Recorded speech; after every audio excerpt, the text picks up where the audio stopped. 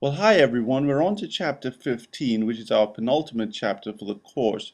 And this chapter is also going to deal with an organizational phenomena that influences individual behavior. But rather than looking at the way people in leadership positions or the way that people in powerful positions in the organization act, we're actually going to look at the organizational context through the lens of the organizational structure and see how, in fact, structural design can influence human behavior as well as the behavior of groups within organizations. And we've been using the term organization very frequently in this class, but let's define it here. And it's defined as a system of consciously coordinated activities or sources of two or more people. And it suggests here then an organization brings people, activities together in a systematic approach that creates or realizes some end product or some end outcome that the organization was created to fulfill. So it's a coordination and a conscious coordination of that, of activities or people, so that we see that end result. And implicit in that definition of organization are four common denominators or four common themes or characteristics that are found in every organization.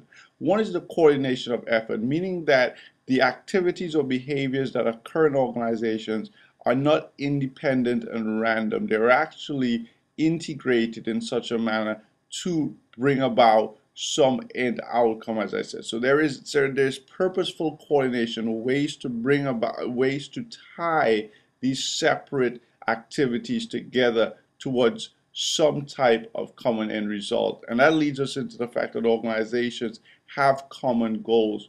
The people that are working in the organization, the elements, the machines, everything that is being brought together is being brought together towards a common purpose. So when we work in an organization, we all are attempting to fulfill some common mandate. The third denominator is the division of labor. The fact that we separate, we break the organization apart into specific roles, into specific designations, and then those roles, activities are brought together through integration to fulfill that common purpose. And the fourth denominator is that because we've broken the organization apart, we have to also create what's called a hierarchy of authority. We have to have chains of command, if you will, in order to facilitate or to create a structure that will allow for us to coordinate effort. So we have to have some type of some type of chain of authority to fulfill the other elements. I'm sure everybody's quite familiar with organizational charts, and they're simply graphic representations of the formal authority and division of labor relationships that we've seen as being common denominators in all organizations.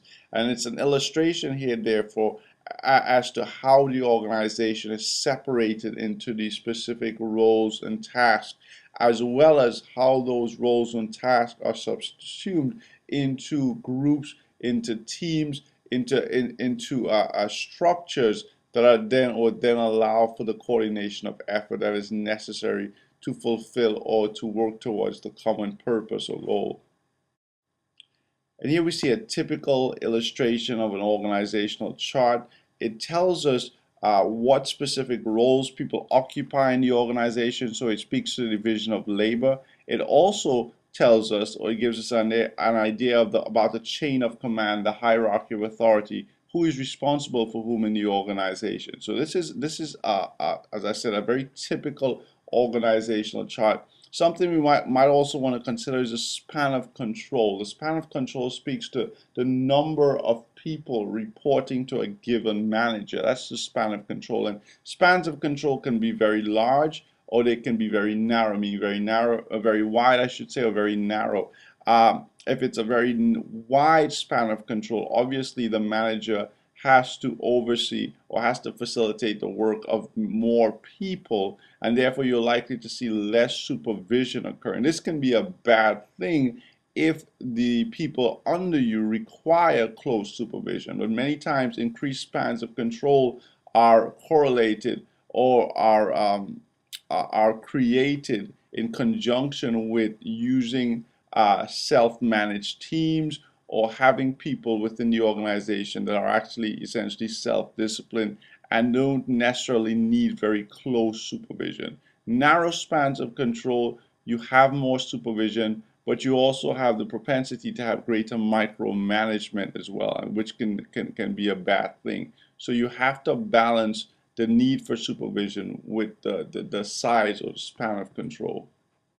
When we talk about organizations in contemporary management theory, we often refer to the open system approach. The early days of management theory focused on the internal workings of the organization and didn't really consider too much about the effect or the influence the environment had, meaning the things outside the boundary of the organization had on the organization's performance.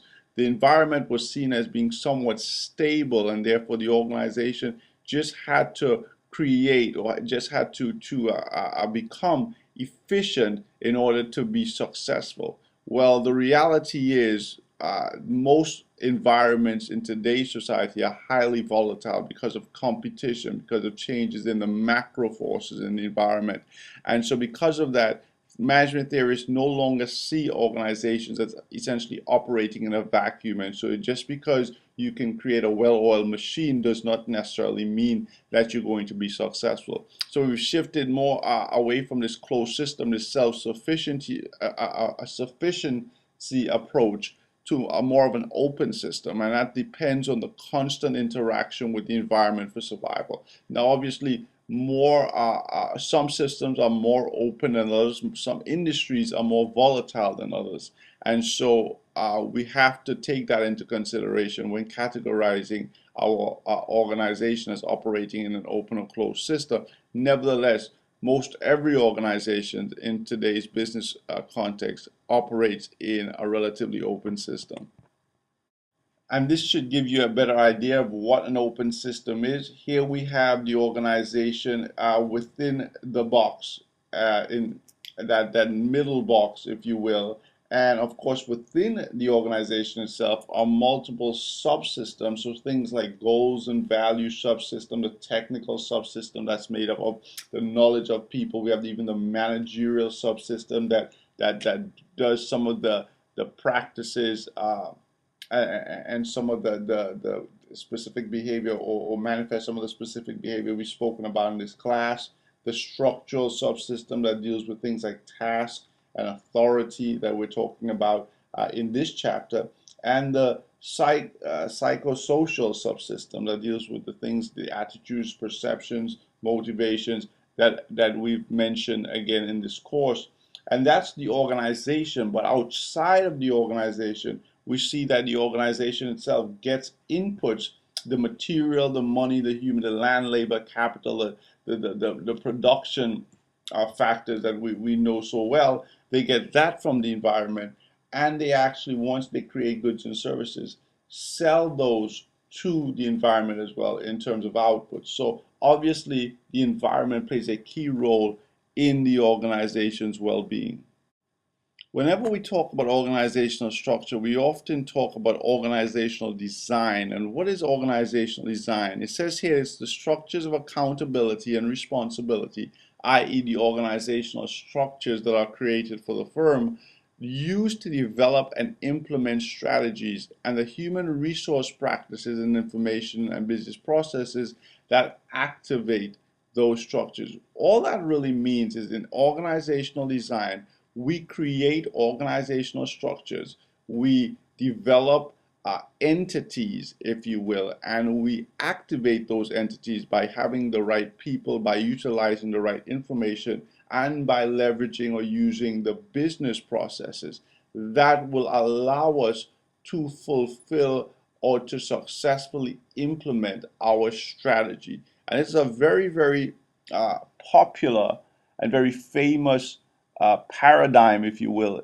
in organizational theory or in management theory, which states that the structure of an organization follows the strategy of an organization. And inherently, we mean there is that we've created a strategy, we've created a plan of action.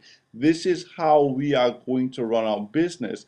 And once we've created that strategy, we then try to create or try to design a structure that helps us to fulfill that strategy.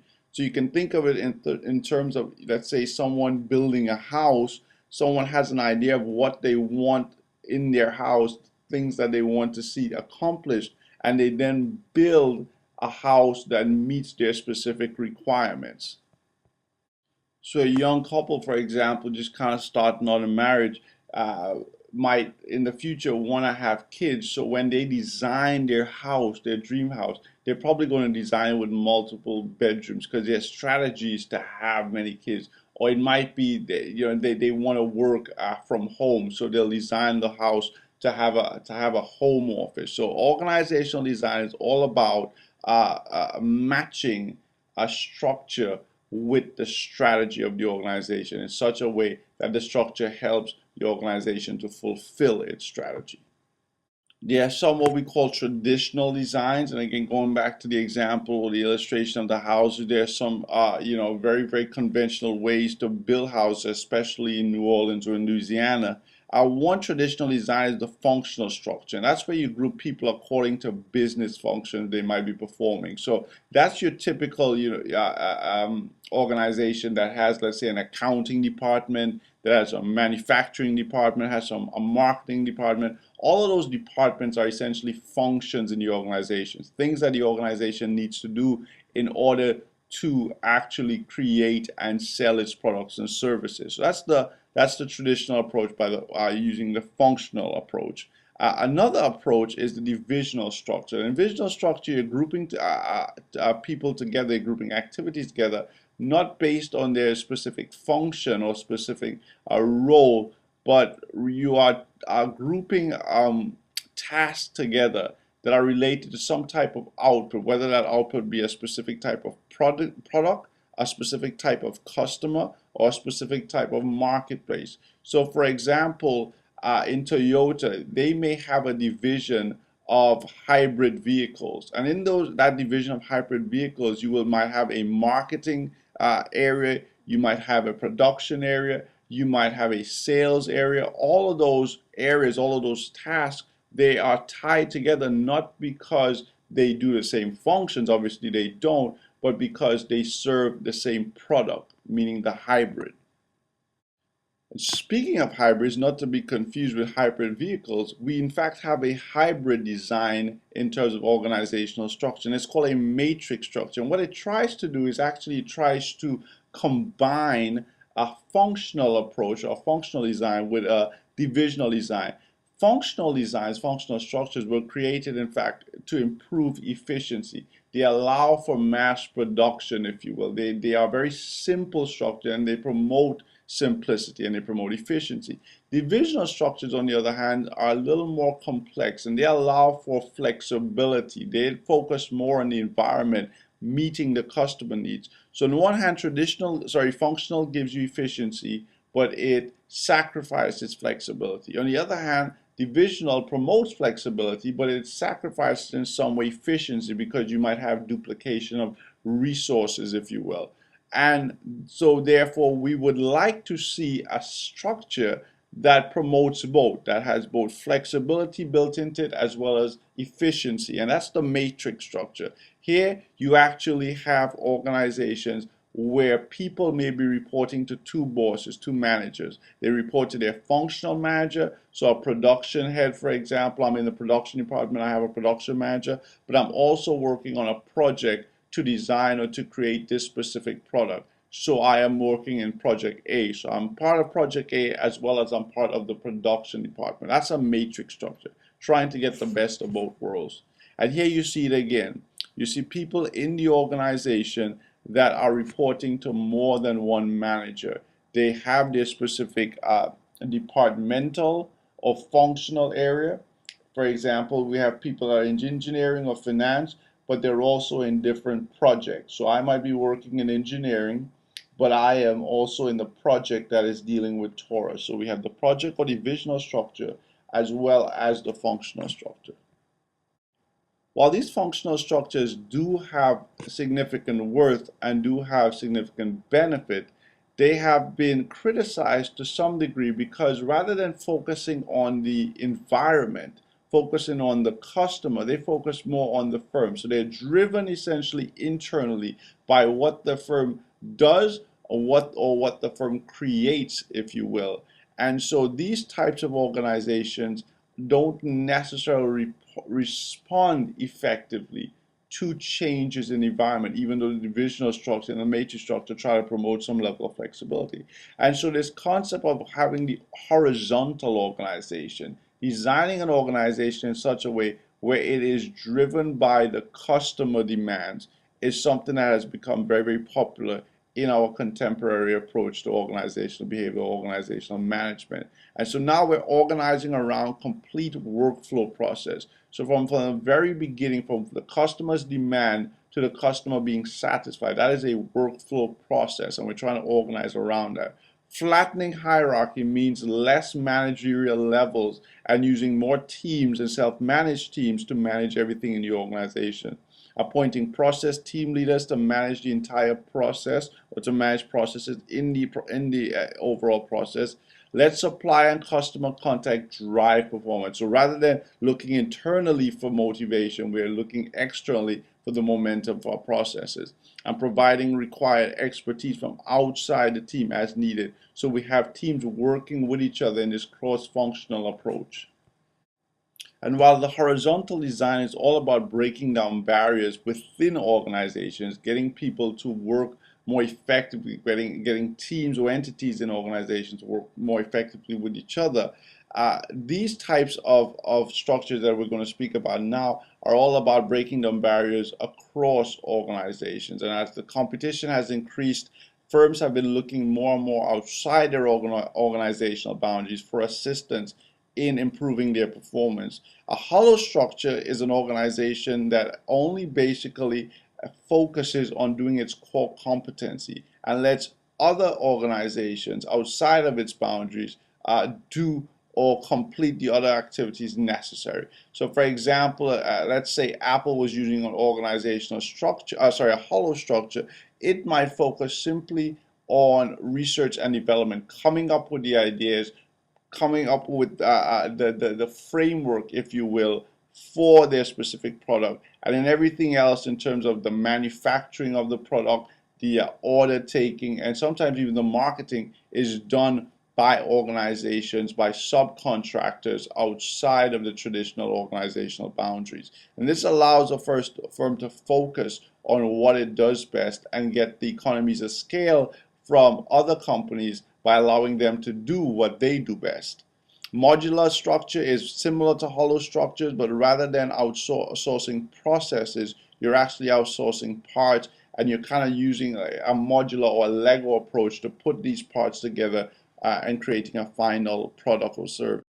And then a virtual organization is somewhat similar, borrows to some degree elements or parts of both hollow structures and modular structures, but it does so in a way, as we've spoken about virtual teams, it does so in a way that brings these entities together via technology. So it's more so about interacting or communicating using a technological communication interface, and never really having any kind of physical interaction or physical a passage of resources to some degree in most virtual organizations. Everything is done electronically, or everything is done using technological communication to liaise and bring the different parts together. So the virtual organization is somewhat seamless, is somewhat I wouldn't say invisible, but somewhat lacking any kind of tangibility beyond just that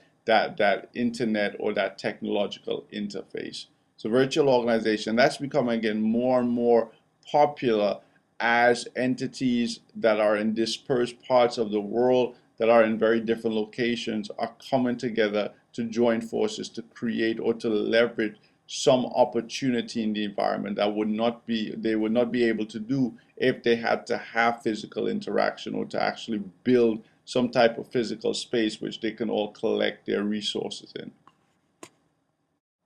Well, going back to the paradigm that we discussed about structure and strategy being linked in such a way that structure helps fulfill strategy, you would see why there is what we call a contingency approach to organizational design. And what it means here is that organizations tend to be more effective when they are structured to fit the demands of the situation, meaning that organizational design is all about improving the fit between the structure that is created and the strategy that is required, or the strategy that is decided upon by the organization. And so what that suggests us this, because that firms use different strategies in their businesses, you are likely to see different types of structures emanating from organizations. The same thing in terms of houses. On my street, for example, you have all these different types of houses, and they really are built differently because of the different demands of the owners of the houses.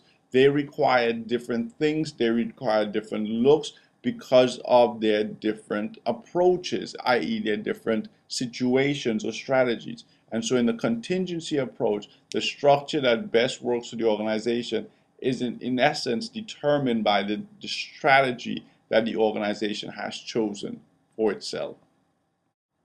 And some researchers, guys called Burns and Stalker, they came with two general organizational designs or approaches, and they were called the mechanistic organizations and the organic organizations. The mechanistic organizations, you're talking about very rigid bureaucracy, strict rules, narrowly defined tasks, and top-down communication.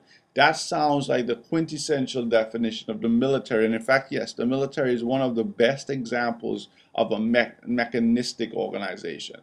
Another type of organization, or they contrast that, if you will, with organic organizations, and they're much more flexible. They have networks of multi-talented individuals who perform a variety of tasks. So in one can, we have the mechanistic, very rigid, very rule-oriented, very policy-oriented, top-down communication. We normally see very long chains of command, very what we call vertically elevated organization, very tall. An organic organization, we're flattening the hierarchy. We're using these multi-talented individuals. We're allowing them to essentially self-manage themselves. And there's much more of a free flow. There's more creativity and innovation.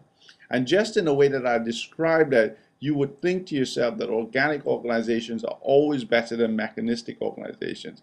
The popular train of thought is that we have to be more free-flowing and organic to allow for that innovation. That's true in many industries, but that is not necessarily true in all industries. And you could think about the military, and while the military continues to have a mechanistic type organization, continues to be successful.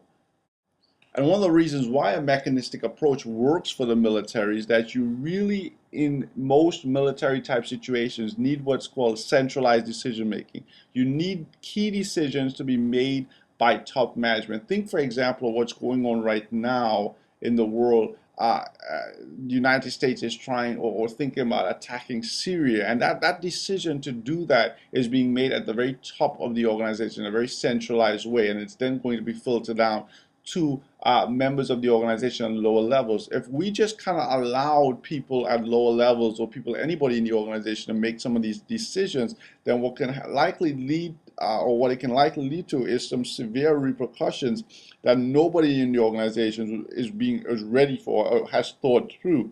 And so, in order to keep a level of efficiency and many times safety, you want to have centralized decision making, because those people have the oversight for the entire organization and could perhaps make the best decision possible.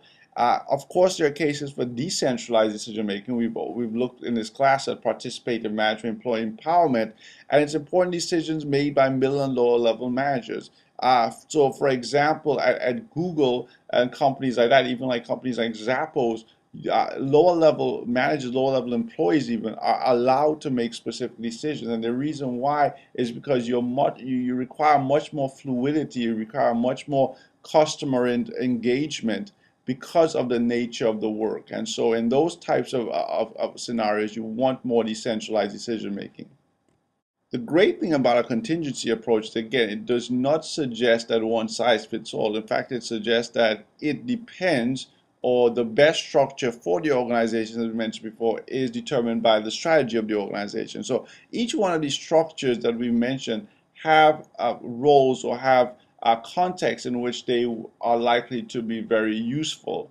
Functional structure, it can help us to save money by grouping people together who need similar materials and equipment. So it's very, very high, as we mentioned before, on efficiency. And it oftentimes works well when an organization, let's say, producing one or very few products or services, and when an organization is operating in a pretty stable environment. That's when the functional structure. So many times when an organization starts or begins its operation, it adopts a functional structure. It's kind of like a starter home, if you will, very simple. Divisional structure, it increases employees' focus on customer products and products. Absolutely. It turns your attention away from the organization and more so in terms of the future, if you will, in terms of planning for what's going to happen or anticipating what's happening in the environment. And this tends to work well as the organization expands, as the organization starts getting into new products and services. So, as a couple, you kind of, as you start having kids or you plan on having kids, you move from the starter home to a larger home. And the divisional structure allows for that flexibility that you require in the because of changing demands, I should say, in the environment. The matrix structure again tries to combine the benefits of flexibility that come from the divisional structure with the efficiency that comes from the functional structure. But it requires superior managers who communicate extensively, foster commitment and collaboration, manage conflict, and negotiate effectively to establish goals and priorities consistent with the organization's strategy. What that means there is that because in a matrix you have the potential for significant conflict because of the two manager type structure, you need managers that can actually communicate or continue to communicate with the individuals in the organization, that can manage any type of conflict that might occur because of feelings of having to fulfill the needs of more than one manager and negotiate. Negotiation is necessary because oftentimes you have these mixed or dual loyalties, if you will, and people can feel as if they are trapped and they don't know who to listen to. And so you have to negotiate time, you have to negotiate resources between functional and divisional to ensure that as a manager you get the person or you get the best out of the person while not necessarily detracting from the person's other responsibility in the organization. Of course, we've said horizontal designs, they improve the coordination, communication. They are best used when trying to control or trying to manage entire work processes around customer demand, but they do require people in organizations that can in some way manage themselves, that are self-disciplined, that have the intellectual capital to make the types of decisions that traditionally managers made.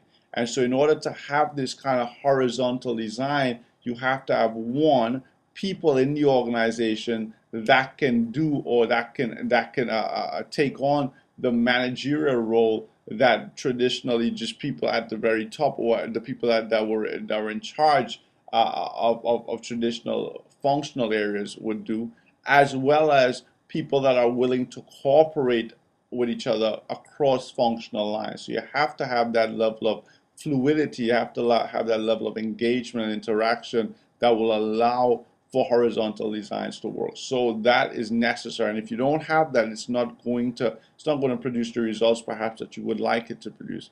And organizations that become hollow, modular, virtual, they can in fact generate superior returns by focusing on what to do best.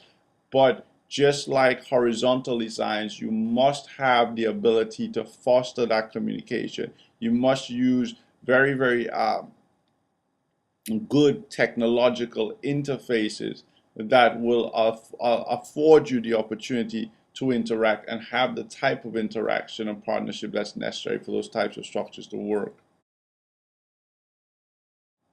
Our last area of focus for this chapter is organizational effectiveness. And of course, organizational effectiveness is attempting to measure how well the organization does what it's supposed to do. And we're going to focus on four dimensions of organizational effectiveness. One is goal accomplishment, and as you see, that's a traditional approach to measuring organizational effectiveness. It really looks at the output of the firm and says, did you in fact do what you said you were going to do? So did you increase your profit margin by 4%? Did you increase your level of customer satisfaction by a certain amount? Did you reduce your waste, or did you reduce your return products by a certain percentage? All of these are outputs. All of these are goals that the company would have stated, and they measure the actual performance of the organization relative to their goals to see whether or not they have been effective. But there are other ways of looking at effectiveness beyond these just traditional goal-oriented ways. And you'll see we'll talk about resource acquisition, which has to do with how well or how effective the organization is in getting the types of inputs, the quantity and quality of the inputs that are required to do or to produce the outputs. The internal processes looks at how effective or how efficient the organization is in terms of its internal workings, the types of processes that it uses to create the products and services that they sell. And then the strategic constituency satisfaction criteria that again looks at how well or how effective the firm is in meeting the demands of key strategic stakeholders, key entities that are interested in the firm's performance, and how well does the firm meet those demands. That's another measure of effectiveness. As I said, for goal accomplishment, most widely used effectiveness criteria is the traditional approach. A lot of times financial measures are used here: ROI, return on investment, ROA, return on assets, all those things. Of course, it's important to measure a firm based upon their goal accomplishment, because really that speaks to the bottom line. That speaks to the traditional measures, the things that we consider to be really good indicators of whether or not you're effective.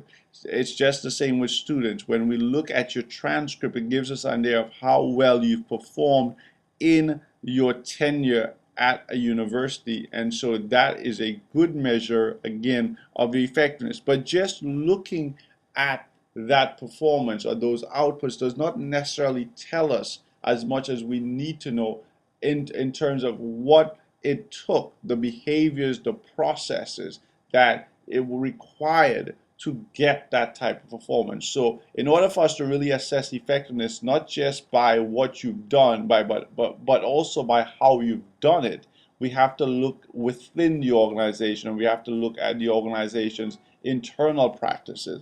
And that's where we start looking at resource acquisition. This is talking about how effective you are in getting those necessary factors of production. Do you have access to vital inputs? Are you attracting the right labor, the right kinds of people? Are you getting access? Are you having, or do you have relationship with suppliers that provide you with the right inputs? And once we've attained these resources, once we've gotten access to them, the next question is, what are we doing with them? And this is where we focus on the internal processes of the organization. What the organization says here must excel at in order to meet these goals that we've stated before, to have that level of goal accomplishment. Organizations focus on internal processes that improve customer satisfaction, innovation, corporate citizenship, and even operational excellence. It's kind of what we do best in our organization, and what's going to drive our production, what's going to drive our financial success. So companies are looking within and trying to see what they need to do in order to be successful. It's the same thing again with looking at a student. We see the transcript, we see the A's, or we see the B's. We want to know, how did you achieve that? How did you do that? Was it through studying? Was it through the self-discipline? What are the types of processes that were required to create or to attain those types of grades? And the fourth measure of effectiveness is the strategic constituency measure. This really speaks to the fact that we now recognize that organizations have responsibility to to entities beyond just the traditional stockholder.